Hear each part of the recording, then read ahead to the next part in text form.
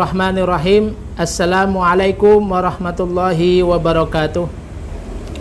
Alhamdulillahirabbil alamin. Nahmaduhu wa nasta'inuhu wa nastaghfiruh wa na'udzu billahi min syururi anfusina may yahdihillahu fala mudhillalah wa may yudlilhu fala hadiyalah.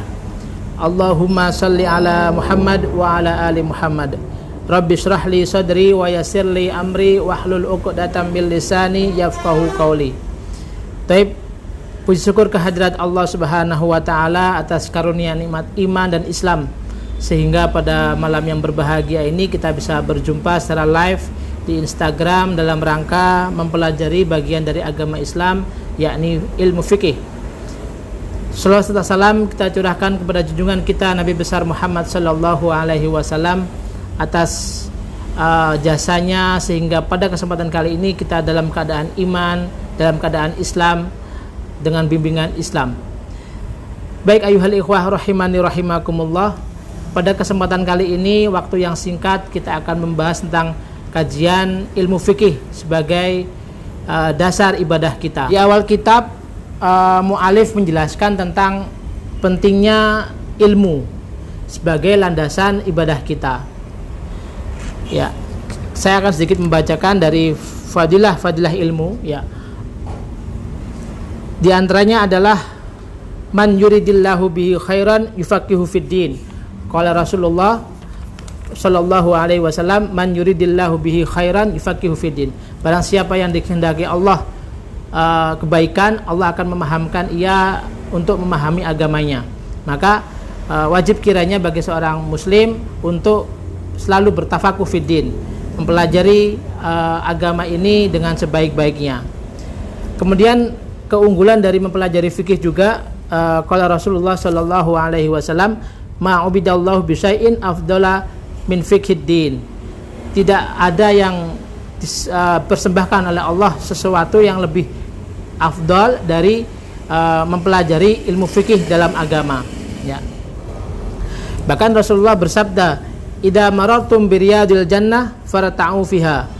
Jika kalian melewati taman-taman surga, maka berhentilah sejenak dan singgahlah, ya. Kemudian sahabat bertanya, ya Rasulullah, wa mariyadul jannah, yakni hilqatul dzikri atau majlis dzikir. Imam Atha mengatakan bahwa yang dimaksud dengan majlis dzikir adalah majalisul halal wal haram, yakni majlis-majlis yang menjelaskan tentang halal dan haram. Kaifa tashtari, bagaimana kamu membeli, kaifa tabi'u wa tusalli, bagaimana kamu menjual dan salat, wa tasumu wa tahujja, bagaimana kamu berpuasa dan haji. Itu adalah bagian dari majelis-majelis zikir yang disarankan oleh Rasulullah untuk selalu singgah, ya. Banyak sekali keutamaan dari ilmu. Bahkan Imam Syafi'i mengatakan, ya, thalabul ilmi afdalu min sholatin nafilah. Mencari ilmu lebih utama daripada sholat sunnah. Maka sejatinya ketika kita berada di majelis ilmu, itu adalah sejatinya sangat dimuliakan Allah, bahkan lebih baik dari sholat sunnah, ya. Taib ayyuhal ikhwah rahimani rahimakumullah, hukum menuntut ilmu adalah fardu ain ala kulli muslimin, ya. Thalabul ilmi faridatun ala kulli muslimin. Kewajiban menuntut ilmu bagi seorang muslim, bagi setiap seorang muslim, itu wajib hukumnya, ya. Hukum menuntut ilmu itu adalah fardu ain, seperti kita mempelajari wudu, sholat, toharoh dan sebagainya.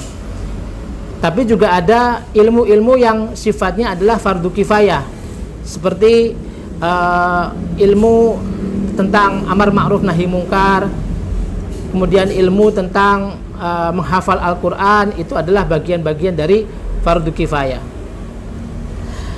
Dan urutan menuntut ilmu ini itu adalah yang pertama, semakin cepat akan dilakukan, semakin wajib pula tuntutan kita menuntut ilmu. Contohnya adalah ketika kita sebentar lagi ini masuk Isya, maka sejatinya kita wajib mengetahui tata cara sholat isya, kemudian wudunya seperti apa dan sebagainya.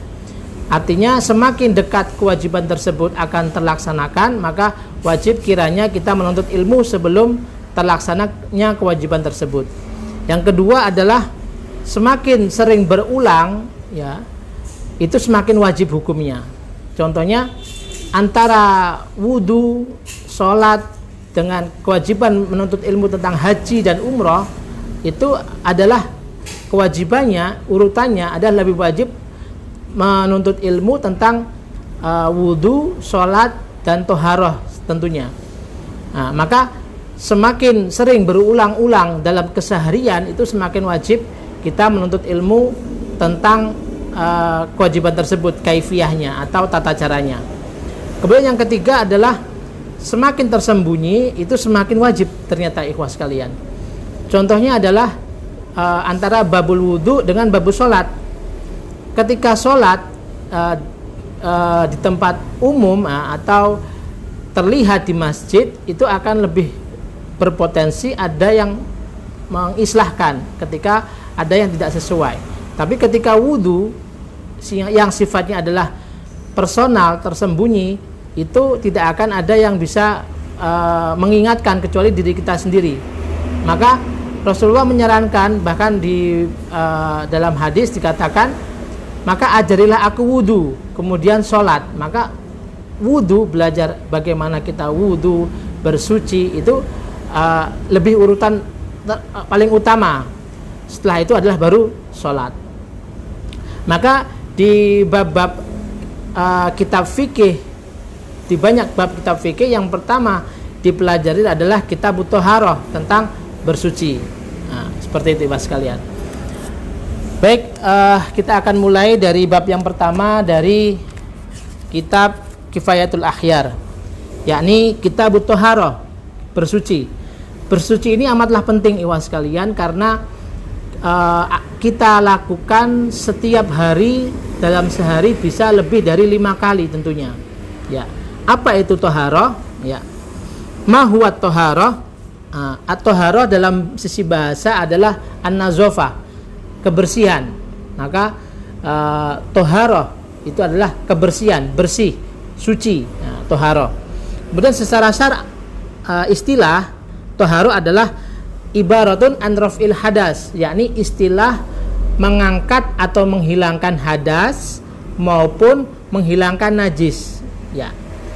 Di sini ada 2 kata yang paling penting untuk ikhwas kalian pahami. Yang pertama adalah ada hadas, ada najis. Ada perbedaan. Hadas itu terbagi menjadi 2. Ya. Yang pertama adalah hadas kecil.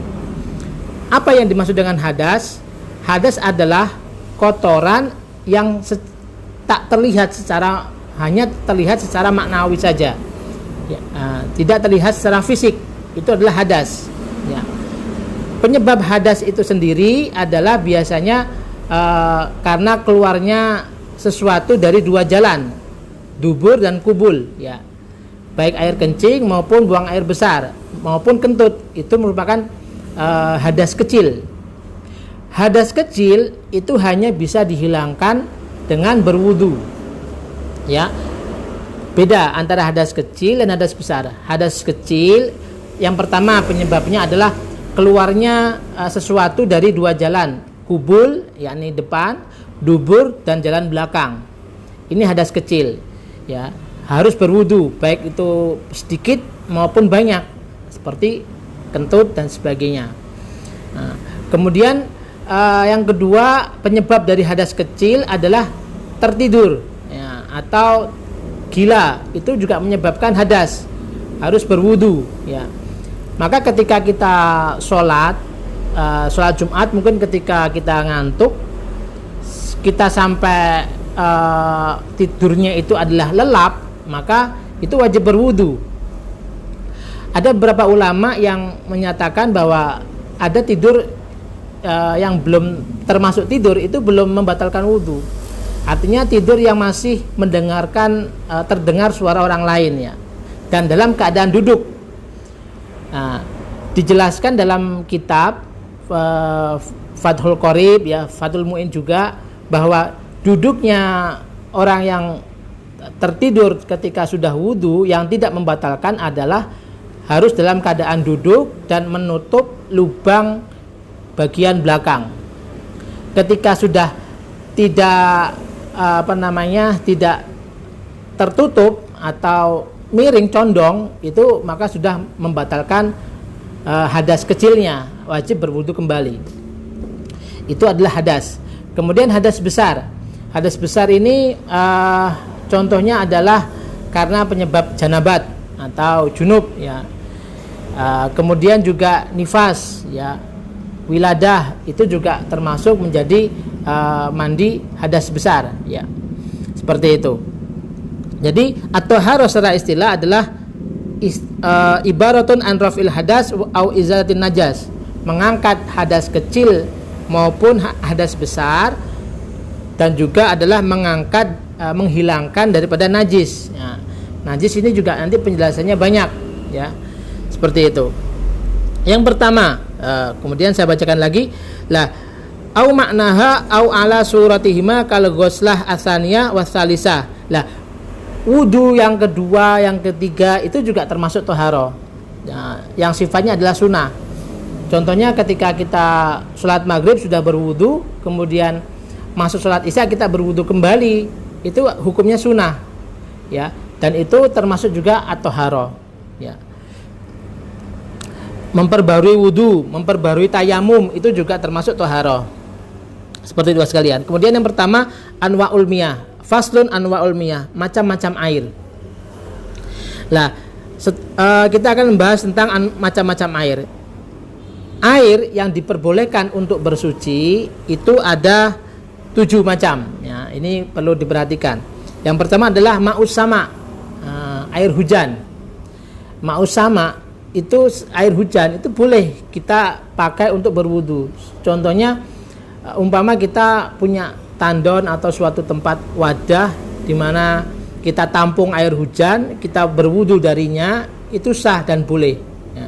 Karena itu langsung air hujan ya, air hujan tanpa mengalir terlebih dahulu di banyak tempat mungkin yang melewati najis dan sebagainya, dan itu pun selama mengalir itu bisa dikategorikan suci ya. Jadi air hujan itu boleh dibuat wudu ya. Bahkan umpama sekalipun terlalu deras umpama ya, kita menggunakan tangan untuk berwudu, selama syarat dan rukun berwudunya terpenuhi, maka wudunya tetap sah. Artinya contohnya di antara rukunnya adalah tartib, berurutan ya, seperti itu. Kemudian Allah berfirman ya, wa yunazzilu 'alaikum minas sama'i ma'an liyutahhirakum bih, dan Allah menurunkan kepadamu dari langit berupa air, liyutahhirakum bih, untuk bersuci bagi kalian, liyutahhirakum bih. Artinya bahwa air hujan itu boleh untuk bersuci, baik itu hadas kecil maupun hadas besar. Kemudian yang kedua adalah ma'ul bihar, air laut. Nah, air laut terasa asin, terasa lengket mungkin di kulit ya, tapi sejatinya itu tetap boleh untuk bersuci jika terpaksa ya, seperti itu. Karena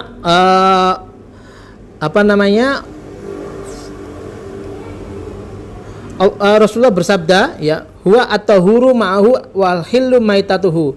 Air laut itu suci airnya dan halal bangkai-bangkai ikannya. Jadi ada 2 yang dihalalkan bangkainya adalah, yang pertama adalah bangkai ikan di laut, yang kedua adalah jarot ya, belalang, itu juga termasuk diantara yang diperbolehkan, dihalalkan bangkainya. Bangkai ikan itu boleh kita makan dan halal hukumnya, seperti itu. Jadi yang kedua adalah air laut, itu boleh kita untuk berwudu. Kemudian yang ketiga adalah ma'un nahar, air sungai ya. Air sungai ini boleh kita berwudu darinya walaupun terlihat warnanya tidak jernih ya, tidak jernih, atau bahkan saking luasnya sungai tersebut kita melihat sana ada yang buang air kecil, itu boleh kita berwudu darinya karena airnya mengalir ya, walaupun warnanya tidak familiar bagi kita, artinya tidak agak kecoklatan, tapi itu suci. Nah, karena itu suci, tapi itu suci. Jadi air laut itu adalah suci untuk berwudu. Nah, contohnya kita berkemah di samping sungai, ya, samping sungai. Ketika melihat air, itu wajib kita lebih mendahulukan daripada berwudu dengan air sungai, daripada kita memilih tayamum. Itu tidak sah hukumnya tayamumnya, karena kita sudah melihat air. Ya. Ketika kita sudah tayamum sekalipun, yang menyangka tidak ada air, tiba-tiba belum waktu masuk sholat, kita melihat air, maka tayamumnya batal, tidak sah. Harus kita ulangi dengan wudu dengan air. Ya, seperti itu Ibu sekalian. Kemudian air yang keempat adalah ma'ul bi'ri, air sumur. Air sumur itu juga suci karena langsung dari dalam bumi, ya. Air sumur itu wajib boleh untuk bersuci walaupun di situ ada kotoran, ya. Bahkan dalam hadis ini dikatakan, dalam suatu hadis dikatakan, qalu ya Rasulullah innaka tatawadda min bi'rin wudha'atin wa fiha ma yunji an-nasu wal mahayidu wal khubuth. Wahai Rasulullah, engkau berwudu dari air sumur padahal di situ ada kotoran, ya, kotoran, bahkan ada bangkai anjing, ya. Di sini ada kan, bahkan ada yang mengatakan ada bangkai anjing dan darah daripada orang yang haid. Bagaimana ya Rasulullah? Ya, Rasulullah malah menjawab, al-ma'u tahurun la yunajjisuhu. Air itu suci dan mensucikan dan tidak bisa najis dengannya. Yang dimaksud di sini adalah air dari dalam bumi, yakni air sumur. Catatannya adalah air sumur ini pasti jumlahnya besar, banyak. Dimana walaupun kejatuhan kotoran itu masih boleh dibuat untuk wudu. Ya, tentunya karena terpaksa jika itu memang terlalu kotor. Tapi dari hadis ini disimpulkan bahwa boleh kiranya berwudu dari air sumur yang kotor sekalipun. Ya, seperti itu. Kemudian selanjutnya adalah ma'ul aini, mata air, ya, mata air. Mata air ini boleh untuk berwudu, ya, jelas.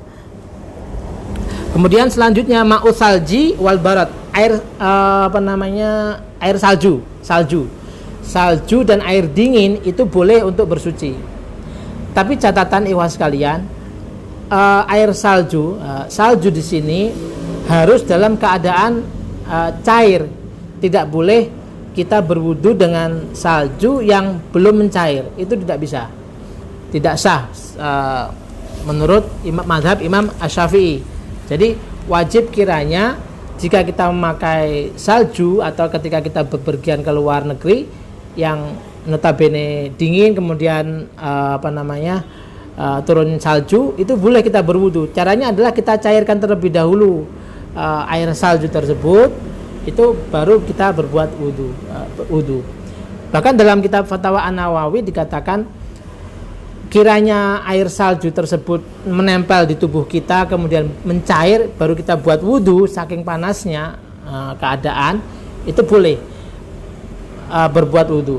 Tapi pada intinya adalah salju tersebut harus dalam keadaan cair, tidak boleh masih dalam keadaan es, itu tidak bisa kita untuk berwudu. Kemudian air dingin, ya, itu boleh kita pakai untuk berwudu. Sebagaimana Rasulullah berdoa ketika di doa iftitah sebelum baca Al-Fatihah dengan Allahumma ba'id baini wa baina khotoyaya kama ba'ata bainal masyriqi wal maghrib. Allahumma nakini min khotoyaya kama yunaqqa thawbul abyadu minad danas, ya, wa agsilni khotoyaya bil ma'i salji wal barad. Yang akhir dari doa tersebut, ya Allah, bersihkanlah dosa-dosaku dengan air salju, ya, dengan salju dan air dingin. Ini menunjukkan bahwa salju dan air dingin sekalipun boleh hukumnya kita pakai untuk berwudu. Seperti itu ikhwas sekalian. Jadi bab yang pertama dari Kitabut Thaharah di sini adalah macam-macam air. Air yang boleh dibuat wudu ya, itu ada 7. Air laut ya, kemudian air hujan, kemudian air sungai ya, air sumur, mata air ya, kemudian air air salju, kemudian air dingin. Tapi fatwa terbaru dari kitab fatwa Imam An-Nawawi seperti air zam-zam itu juga boleh dibuat wudu ya, seperti itu ibu sekalian. Nanti silakan untuk pertanyaan bisa disampaikan untuk pekan depan dengan menuliskan di pesan pribadi atau di channel Instagram ya, seperti itu. Kemudian aqsamul miyah, macam-macam air. Nah, ini saya masuk ke bab selanjutnya. Al-qismul awal yakni al-ma'ul mutlak. Jadi air yang boleh untuk bersuci yang pertama adalah air mutlak. Apa yang dimaksud air mutlak? Air mutlak itu adalah tohir wa mutahhir, ghairu makruh. Suci dan mensucikan itu adalah air mutlak. Karakteristik dari air mutlak ini adalah air yang turun dari langit dan air yang muncul dari bumi. Itu adalah air mutlak sucinya. Ya. Jadi air mutlak adalah air yang suci dan mensucikan ya. Karakteristiknya adalah air yang turun dari langit dan air yang muncul dari dalam bumi. Itu adalah tohir wa mutahhir, suci dan mensucikan ya, seperti itu, ma'ul mutlak.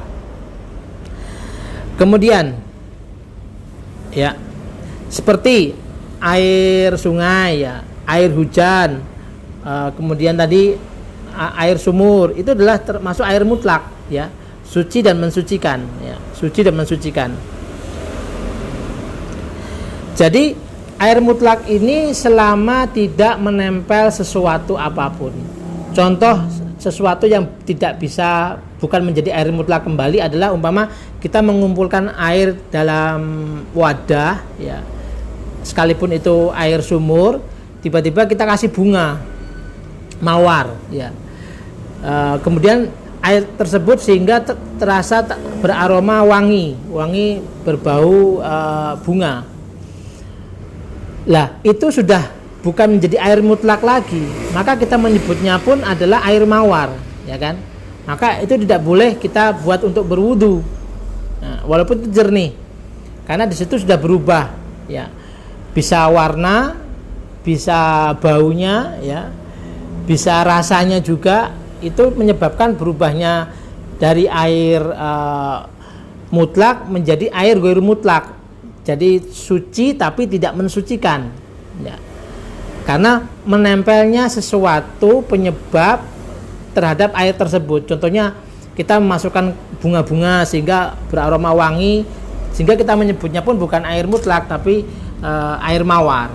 Atau kita masukkan minyak za'faron ya, sehingga terasa aromanya wangi ya, berubah baunya, kita menyebutnya air za'faron. Itu bukan air mutlak dan tidak bisa kita gunakan untuk bersuci ya, terutama mensucikan hadas kecil dan hadas besar ya, seperti itu ibu sekalian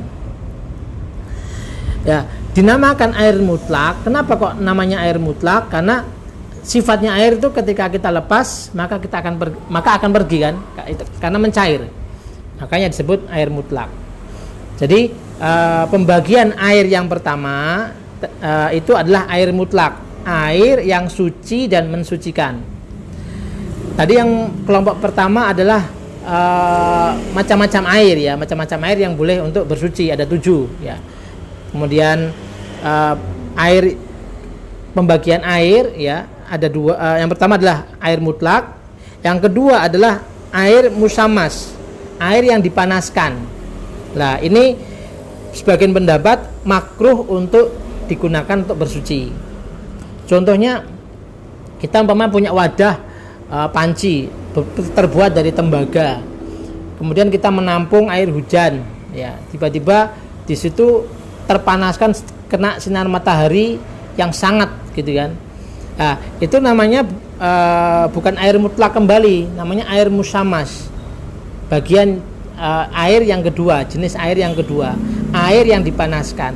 Tohir makruhun, atau suci tapi makruh untuk dibuat bersuci, ya. Karena di sebagian hadis dikatakan itu akan bisa menyebabkan bisul, baros, ya. Maka hukumnya adalah makruh untuk dibuat bersuci. Walaupun tetap jika kita terpaksa memakai air musammas itu tetap sah menurut Imam Asy-Syafi'i dan Imam An-Nawawi, diperbolehkan, ya, diperbolehkan. Karena yang menyebabkan baros tersebut itu adalah menurut dari para tabib atau dokter. Tapi secara prinsip menurut Imam Syafi'i dan Imam An-Nawawi itu membolehkan sebenarnya. Artinya tidak sampai ke derajat haram, ya, seperti itu ikhwah sekalian. Baik ayyuhal ikhwah, kita coba sekilas kita review, ya, bahwa toharo itu apa? Toharo adalah secara bahasa an-nazofah, kebersihan, ya. Secara istilah adalah menghilangkan hadas dan juga menghilangkan najis, ya, dari tubuh kita. Itu adalah toharo secara istilah. Hadas dibagi dua, hadas kecil dan hadas besar. Hadas kecil hanya bisa dihilangkan dengan wudu, dan hadas besar hanya bisa dihilangkan dengan mandi, ya.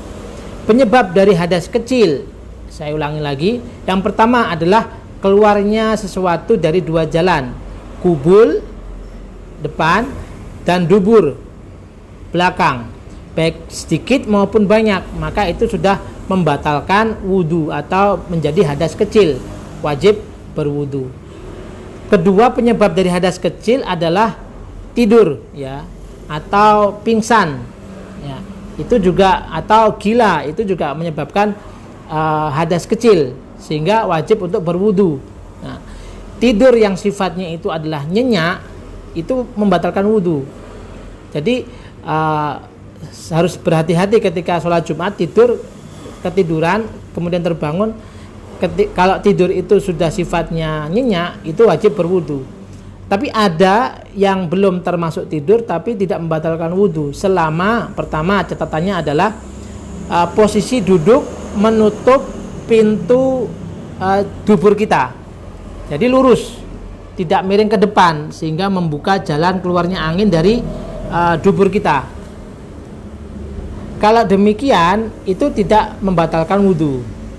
Kedua, catatan tidur belum nyenyak adalah masih bisa mendengarkan orang lain berbicara.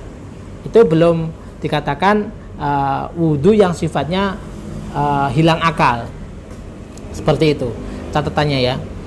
Kemudian hadas besar penyebabnya seperti janabat, ya. Kemudian apalagi nifas, haid, ya, itu semuanya adalah mandi besar yang hanya bisa dihilangkan dengan mandi besar. Kemudian yang pertama bab toharo adalah pembagian air yang bisa untuk berwudu, ada 7. Air hujan, kemudian air laut, ya, kemudian air sumur, air sumber mata air, ya, kemudian apalagi kemudian ma'ul ain, ya, ma'u salji dan air salju, ya, salju dan air yang sangat air dingin itu juga boleh untuk berwudu. Bahkan air zam-zam pun boleh untuk berwudu. Seperti itu ibu sekalian. Alhamdulillah kita sudah melakukan taklim untuk yang pertama kali ini. Kiranya nanti ada pertanyaan-pertanyaan yang bisa disampaikan, silahkan masuk ke messenger daripada Instagram, akun Instagram ini yang akan kita bahas nanti di pekan yang akan datang, insyaallah. Mohon maaf jika pertemuan kali ini sangat singkat karena ada kendala teknis tadi untuk suara, dan insyaallah akan kita evaluasi kembali. Semoga kajian kita tentang fikih sebagai dasar ibadah kita ini bermanfaat dan dicatat oleh Allah sebagai amal ibadah kita semua, dan kita digolongkan menjadi orang-orang yang selalu dalam keadaan thalibul ilmi, karena thalibul ilmi ini sangat luar biasa keadaannya, karena Allah memudahkan jalan bagi seorang yang mencari ilmu, jalan menuju surganya. Seperti itu. Bahkan ketika kita dalam keadaan menuntut ilmu, semua makhluk hidup baik di langit maupun di bumi semuanya mendoakan. Bahkan hatta asamak, bahkan hingga ikan hut itu pun ikut mendoakan kita semua.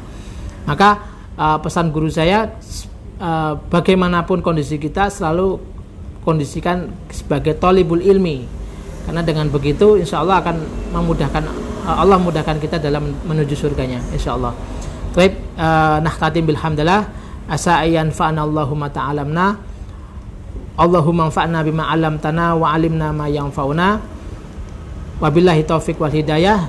Subhanakallahumma wa bihamdika asyhadu an la ilaha illa anta astaghfiruka wa atubu ilaik.